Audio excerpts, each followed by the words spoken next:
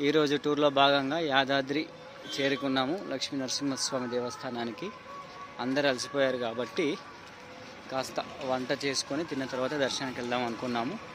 So అందులో భాగంగా ఇక్కడ వసతి గృహాలు ఉన్నాయి. కాకపోతే వసతి గృహాల్లో వంట చేసుకోవడానికి లేదు కాబట్టి మేము ఇక్కడ చెట్ల కింద వంట చేస్తూ ఉన్నాము. మా వాళ్ళు ఇక్కడ వంట చేస్తున్నారు.